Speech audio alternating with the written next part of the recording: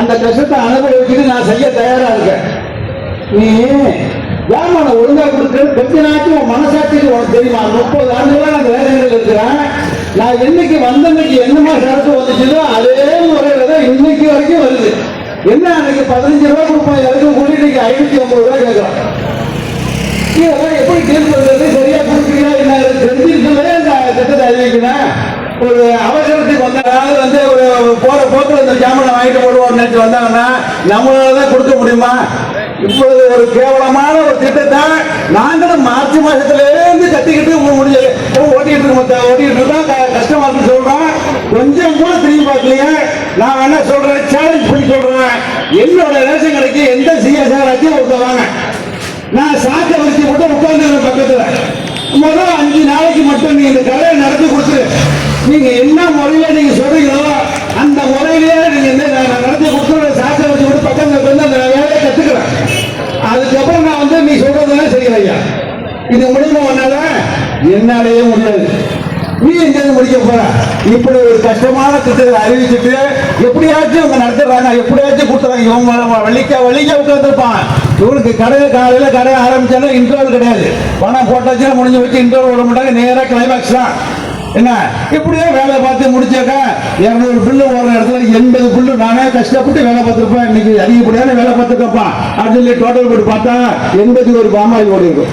81 பாமாயிலுக்கு 2 பேர் அப்படியே நாக்க பிடிங்கிற அளவுக்கு கஷ்டப்பட்டு வேலை பார்த்தாக்காதான் இந்த 80 பில்ல போட முடியுது. தலையை சுற்றி மூக்க தொடர கதையா ஒரு மோசமான ஒரு நிர்வாகத்தை வச்சுக்கிட்டு இதை செய்ய சொல்லிட்டு இருக்கீங்க.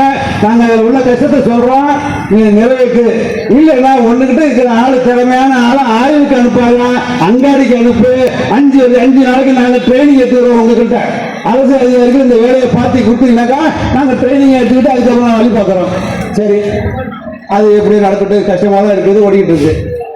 தாய் மாணவர் திட்டம் எனக்கு தெரிஞ்சு இந்த திட்டத்தை உடனடியாக நீக்கணும். உடனடியாக திட்டத்தை வாபஸ் வாங்கணும்.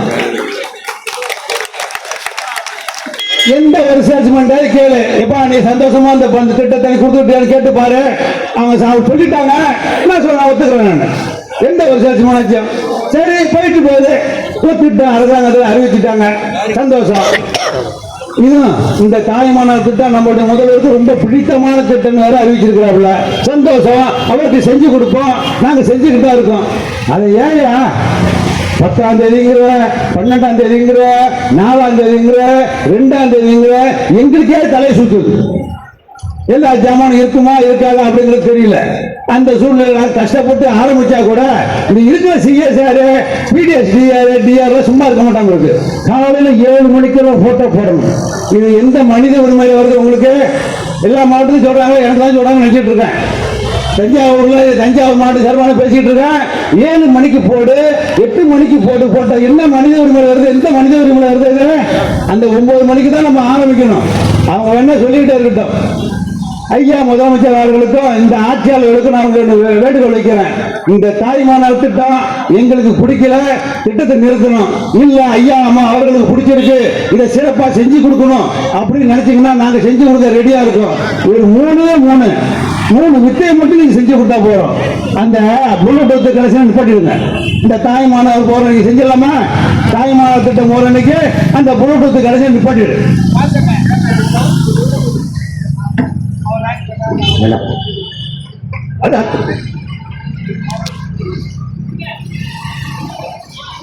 எல்லாம் வயசானவங்க.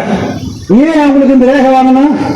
70 வயசு 65 வயசு பெட்ல பத்து எழுதுறான், வீட்டுல பத்து எழுதுறான், மாடியில பத்து எழுதுறான், போய் பாரு அப்படின்னா நல்லா குண்டுகள் பேர் இருக்கிறாங்க, குடும்பமே இருக்கு. அவருக்கு மட்டும் தனியா ஒரு காரை வச்சிருக்கிறாரு. உண்மையிலேயே ஏழை பக்கத்தில் இருப்பான். அவன் ஐயா எனக்கு கொடுத்துருப்போம்மா, முடியாதுன்னா இருப்பான். அவனுக்கு கொடுக்க முடியாது. ஒரு பிள்ளையை சேர்த்திருப்பான், அது கொடுக்க முடியாது. இவங்க ஒரு 5 அண்ணன் தம்பி வகையாக இருப்பாங்க. பெரிய மாடி கட்டிக்கிட்டு அவங்களுக்கு அப்பா காரை தனியா பிடிச்சி வச்சிருப்பான். அந்த காலத்துக்கு நம்ம சாமான் கொடுக்க போனோம். அவருக்கு பெட்ல போட்டு இருப்பார். நல்ல ட்ரீட்மெண்ட் கையில சைன் வரைக்கும் போடும். நம்ம போய் அங்க போய் ரேகை வச்சு விழுவ மாட்டேங்குது.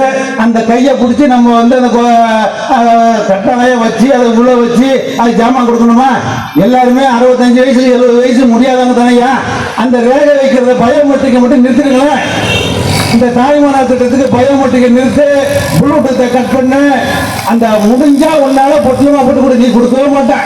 நாங்க கேட்டுக்கிட்டு தான் கிடப்போம், பொட்டலம் கொடு நாங்க கேட்டுக்கிட்டு தான் கிடக்கிறோம். அது ஒன்னால கொடுக்க முடியாது, கொடுக்க மாட்டேன். கொடுக்கறதுக்கான மனசு உங்கள்கிட்ட இல்ல. நாங்க இந்த பொது விநியோக திட்டம் அனைத்து பேருக்குமே பாக்கெட் முறையில் கொடுக்கணுங்கிற கோரிக்கையை தான் முதன்மையா 3வது கோரிக்கை வச்சிருக்கிறோம். நீங்க இந்த தாய்மானவர் திட்டத்தில் வந்து முதல்ல அந்த பாக்கெட் முறையை அறிமுகப்படுத்தி நல்ல முறையில் செஞ்சு அந்த தாய்மானவர் திட்டத்துக்கு நல்ல ஒரு பேரை வாங்கி கொடுங்க. நாங்க வாங்கி கொடுக்கிறோம். இதுல ஒரு மாற்றம் செஞ்சு கொடுத்தா இந்த முதலமைச்சர் அவர்களுக்கு, இந்த ஆட்சியாளர் அவர்களுக்கு இந்த திட்டத்தின் நோக்கம் வெற்றியா போய் சேரும். நிறுத்தினீங்கன்னா 35 கோடி லாபம். 35 கோடி லாபம். என்ன எப்படி சொல்றேன்னாக்கா, எல்லாம் வயசானவங்க, அவங்களுக்கு வந்து கட்டாயம் ரேக வைக்கணுங்கிற அவசியம் இல்ல, அந்த ப்ளூடூத்ல கடைசி கொடுக்கணும் அவசியம் இல்ல. யாரோ ஒருத்தர் வந்து வாங்கி கொடுக்கலாம் அப்படிங்கிற ஒரே உத்தரவு போடு, ஆண்டுக்கு உனக்கு 35 கோடி லாபங்கிறத இந்த வேலையில தெரிவித்துக் கொண்டு தாய்மானவர் திட்டம் நல்லா இருக்கணுமா, ரேஷன் கடை எல்லாத்தையும் சிறப்பாக செயல்பட்டு இருக்காங்க. பொங்கல் வேலைங்கிறத ஒரு 3 நாள் தமிழக முதலமைச்சர் அவர்களே பாராட்டு தெரிவிச்சிருக்கிறாங்க. அதாவது இந்தியாவிலேயே ஒரு அரசாங்கம் ஒரு திட்டத்தை கொண்டு வந்துச்சு அப்படின்னாக்கா அது மக்கள்கிட்ட போய் உடனடியாக 3 நாள்ல அவர் சேர்ந்துச்சு அப்படின்னா, இந்த பொங்கல் விளையா பொது விளையாட்டு திட்டத்தின் மூலமா கொடுத்த பொங்கல் தொகுப்பு அந்த 3000 பணம் அந்த பரிசு தொகை தான் அப்படிங்கிறத இந்தியாவிலேயே நிரூபிச்சு காட்டணும். நம்ம தமிழ்நாட்டு விற்பனையாளர்களுக்கு அவங்களுடைய கண்ணீரை தொடங்க, அவங்களுடைய கோரிக்கையை கேளுங்க. அப்படியெல்லாம் எங்களை கேட்க அவங்களுக்கு முடியலனால எங்களுடைய மாவட்ட நிர்வாகி, மாநில நிர்வாகிகள் ஒரே ஒரு நபரை கேட்டு பாருங்க, அதில் உள்ள நெறிவு சொல்ற அனைத்தையும் சொல்லுவாங்க. இந்த பொது விநியோக திட்டம் சிறப்பாக செயல்படுத்தணுங்கிறதுக்கு தான் இந்த 15 நிமிஷ கோரிக்கை இருக்க தவிர ஒரே ஒரு கோரிக்கை தான். 5 வருஷத்துக்கு அப்புறம் எப்போது நீ கொடுத்தாகணும், கொடுத்தே ஆகணுங்கிற கட்டாயம் அந்த சம்பவம் இருக்கு. அந்த காலத்தில் கொடுத்து எங்களுக்கு ஒரு நல்ல பேரை ஏற்படுத்திக் கொண்டு அடுத்தடுத்த போராட்டங்களுக்கு வழிவகுக்காமல் பேச்சுவார்த்தையின் மூலமாக ஒரு சிறந்த அழைப்பின் பேரில் முடித்து வைக்குமாறு இந்த போராட்டங்களை ரேஷன் கடைகளுக்கு, பணியாளர்களுக்கு, விற்பனையாளர்களுக்கு இந்த போராட்டங்களை முடித்து வைக்குமாறு இந்த கூட்டத்தின் சார்பாக கேட்டுக்கொள்கிறேன். நன்றி, வணக்கம். தஞ்சை மாவட்டத்தின் சார்பாக நன்றி நன்றி நன்றி. தமிழகம் முழுவதும் தமிழ்நாடு அரசு நியாய விலைக்கடை பணியாளர் சங்கத்தின் சார்பிலே மாபெரும் காத்திருப்பு போராட்டம் இங்கே நடைபெற்றுக் கொண்டிருக்கிறது.